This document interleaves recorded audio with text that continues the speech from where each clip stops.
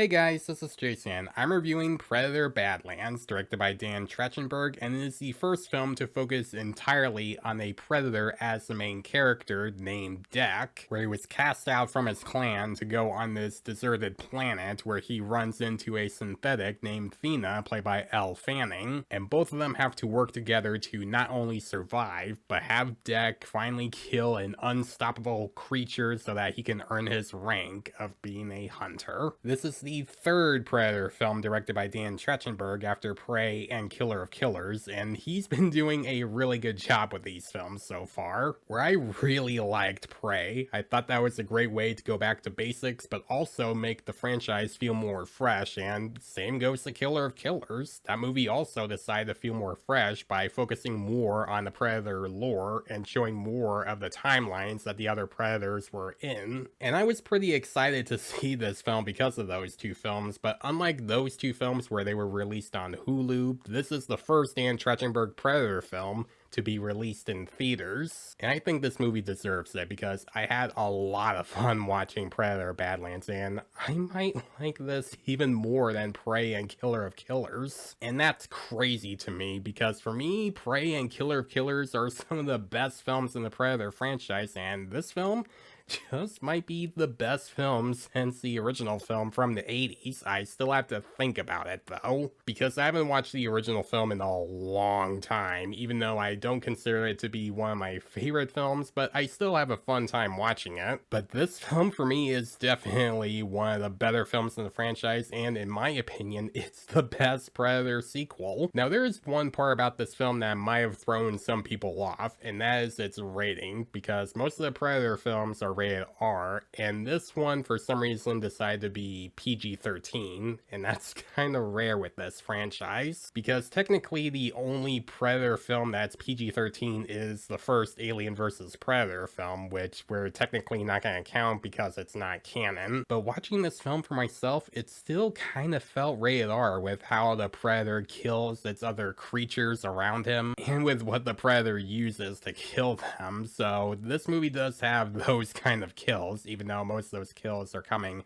from aliens. So you're not gonna see like any human blood in the film. You mostly just see like green or purple blood from the aliens. And this movie definitely has a lot of great kills and really good action sequences that a lot of Predator fans are gonna love seeing. So if you're hesitant on seeing this film because of its PG-13 rating, don't worry. This movie still has some really cool kills, and they are worth watching on the big screen. Now this movie decided to have a Predator be the main character, which is a very new thing for the franchise because the main character in almost every film is a human. But with this film, they decided to go with an actual Predator as the main character, and I thought they made the character Deck work for the film, where you do start to see him as a very sympathetic character where you learn more about his backstory and why he's determined to go and look for this creature that he's trying to hunt, where at the start you start to learn that he is the runt in his family, so he tries to go on this journey to prove himself that he's not like that and he is just like the rest of the members of his family. And when you see him being pushed to do that, you do start to feel some sympathy for him and you understand why he's doing all this, where this is a coming of age story where we see Deck learn more about other people and why his family might not be the greatest family from where he's from. And when you see him go through his arc, it becomes really cool when you see him go from being a rookie to a great character where he is a badass at what he's doing. I also liked Elle Fanning as Thea, a synthetic that goes along with Deck to learn more about the creatures that are roaming around this planet, and she starts to explain some things about them. Now granted, she does start off a little annoying when she starts giving out exposition that's supposed to explain some of the plants and the creatures that would come around, and her humor in her earlier scenes can fall flat, but gratefully that doesn't last very long, and she ends up being a really good character when you learn more about her backstory and her relationship with another character. The score is also really cool. Like when the movie starts and you just hear that theme playing around the room, it was really cool to hear, because there's a lot of throat singing for the main theme, and I think it works because it definitely gives the feeling that our main character is hunting for a monster. Now, is it as good as Alan Silvestri's score from the original film?